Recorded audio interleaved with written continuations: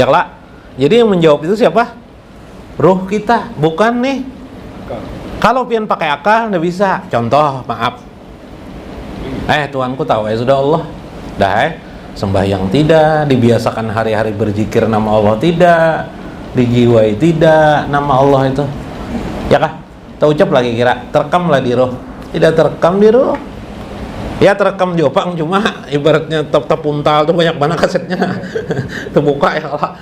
Cuma ketika ditanya orang langsung, rebuka aja. Nah, ada kau menjawab kayak kita ditanya ya orang matematika, kalau kita sudah hafal nyaman kelak. 5 kali 5 berapa aja kita? 25. 5 kali 10 berapa aja? Amunnya kada tahu, tidak pernah 5 kali 10 bingung tuh bang, hitung kadang lu sumat aja. 5 tambah 10 berapa ya belajar? Apalagi di tengah kelas. Nah, maginnya kira bisa. Ya lah, tapi lu sudah pian hafal 5 kali 10 langsung jawab pulang pian 50 aja pian. Nah, itu bentuk kenyataan. Ada juga yang terlanjur benar, ada juga lo jar garbus. Kamu puasa kalau puasa benar aku juga kalau cuma lo ini kebiasaan berdusta kan? Mbah tuh pangjar garbus sayur di gigi kamu tuh apa aja? Oh tuh 3 hari yang lewat juga. Maulah 3 hari yang lewat. Mengelak pulang kalau ini 3 hari yang lewat. Berarti kan selama 3 hari ini kan udah bersikat gigi lah lo ya garbus. Iya sudah ini jarang ya kelak. Nah, ngalih lah berdusta tuh. Cuma karena kebiasaan berdusta ketahuan juga yang ujungnya ya lah. Maka di dunia seperti itu. Karena itu biasakanlah. Surga itu harus di hadapan kita. Surga itu dalam perilaku kita.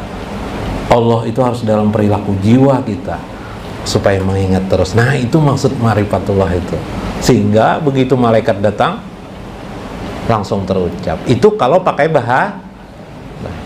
harapan kita, harapannya lagi marifatullah itu tidak berucap lagi, malaikat sudah mengetahui orang itu, nggak bisa lagi bertanya guru ya kalau Nabi Muhammad tuh kira ditanyai malaikat lah di kubur. Nah, lo nutakon ya bertanya kayak Bib. Tidak lagi, masa Nabi ditanyai di kubur? Tinggi derajat Nabi kah, tinggi derajat malaikat kah? Hah? Nah, wanilah malaikat bertanya. Ya kah? Nggak berani kelak. Pian amun ada cahaya Nabi ya Pak, Nur Muhammad atau Nurullah ada bercahaya di kubur pian, kira malaikat beranilah bertanya. Ketahuan sudah, baunya aja sudah harum ya malaikat, apalagi ditanyain lagi nih, ya kah? Nah kayak Habib nih ditanyai lagi lah, Bib pian ini Islam kah kada Bib? Nang bertanya bungol kah kada kaya lah, yang bertanya kalau bungol ya lah, pian nih sudah Islam lah. Nah, sudah jelas Islam ke masjid, pian kelanggar, pian bebacaan, pian ditanya orang, ikam nih Islam kah kada? Lain kah? Lah, bingung, pian kira bisa jawab lah, bingung pian kah? Yang menjadi bingung itu apa Pak? Siapa yang bertanya nih? Tidak tahu adat, tidak tahu bahasa, ya bahasa Banjar ya kah? Nah, kayak itu. Ya kelak, mun sudah ada nur Allah terbit di dalam diri, pian dalam ruh tadi itu. Nah, ruh tadi itu nang bercahaya. Ruh itulah tidak ditanya oleh malaikat lagi. Man rabbuka, siapa Tuhanmu? Nggak usah lagi bertanya, malaikat sudah tahu. Makanya di dalam kitab Durratun Nasihin disebutkan sebuah hadis, ada 2 ruh, ciri khas ruh. Nanti bila ruh itu bau harum, malaikat berlomba-lomba memegangnya pas orang meninggal dunia. Berebut malaikatnya, berebut bipai. Tapi bila bau harum ditimbainya ruh nih, betunjulan jaka bahasa Banjar nah. Ya kah? Kamja. Untuk melaporkan tentang kematian administrasi ke langit ilas samai. Itu dalam hadis Nabi tentang roh. Jadi lamunnya roh pian bau harum, berabut malaikat membawa, melaporkan ke sana, kemudian dikembalikan ke alam barzah. Subhanallah. Ila mata hajat jahlu wa taraddudu bil batili. Sampai kemudian kapan engkau membiarkan kejahilan, kebodohan dirimu itu untuk terus-menerus engkau bolak-balik seperti himar kemarin, ya kah? Ulilik di dunia ini putar. Allah Subhanahu wa taala kada diperdalam, kada dipelajari. Yang dipelajarin apa? Orang dunia aja terus ya guru lah, apalagi guru selain dunia. Atau belajar ilmu agama, belajar ilmu agama, tapi ilmu agamanya ya apa ya? Ilmu agamanya yang itu juga itu nah, tidak berkembang-kembang. Sejarah aja yang dipelajari, sejarah aja terus pelajari, yang tidak meningkatkan keimanan, kekhusyuan kita kepada Allah. Sejarah tuh bagus, tapi kita sambil-sambil aja. Ya lah. Nah, iya itu yang bagaimana pelajaran itu yang mendekatkan kita kepada Allah Subhanahu wa taala. Itu yang utama. Dikit lagi lah.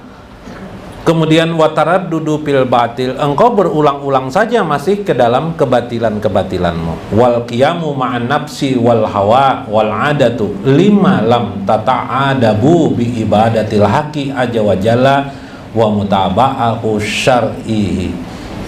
Kemudian engkau perlu menegakkan dirimu untuk melawan hawa nafsumu, dan bagaimana tradisi hidupmu untuk beradab di dalam melakukan hubungan dirimu dengan aja wajalla. Nah ini penting juga, bagaimana kita beradab berhubungan dengan Allah Subhanahu wa ta'ala. Nah beberapa adab di dalam hal kita ma'rifatullah, kita menerima kenyataan itu, yang diperlukan tuh isi hati kita, bukan ucapan kita.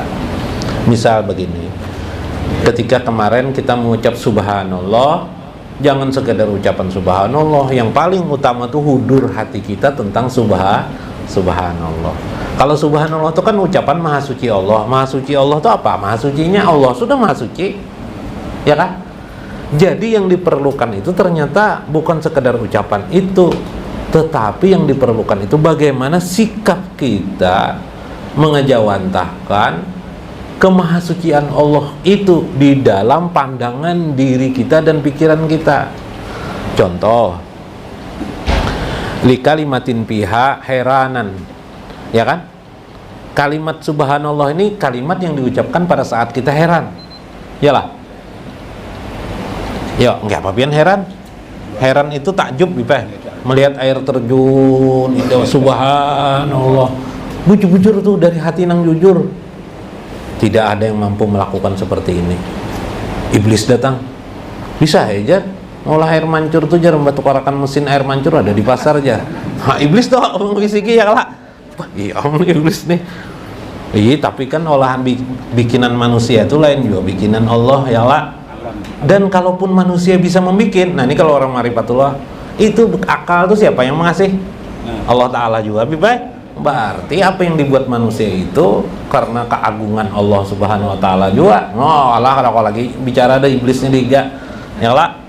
Nah, setan kalau lagi bicara gara-gara kita sudah ma'rifah, maka diamlah setan itu karena pian sudah ma'rifatullah. Nah itu subhanallah, melihat muka kawanan, kenapa bingung? Kamu melihatku, lu hijar garbus. Ku bingung melihat muha ikam ini, nah garbus saya kenapa? Nang kayak kapas semua ikan menejar. Ya lah, subhanallah. Coba lihat kita duduk nih, coba lihat pian berpaling ke belakang nih, ada yang sama lon pian. Ya lah. Mun ada yang sama curiga itu bisa sebapak tak. Ya Allah. Nah, ini maksudnya kita harus bisa memahami keadaan tersebut. Mudah-mudahan bisa dipahami. Amin. Tentang bagaimana kita mengikuti Allah, memahami Allah. Ternyata kita ingin berperilaku benar di hadapan Allah, dekat sedekat-dekatnya dengan Allah, itu menyelamatkan kita di akhirat. Dan insya Allah dengan ma'rifatullah kita mengikislah kejoliman yang ada pada diri kita, supaya kita mati itu tidak dipukul oleh malaikat. Amin ya rabbal alamin. Wallahul muwaffiq ila aqwamit thoriq. Wassalamualaikum warahmatullahi wabarakatuh.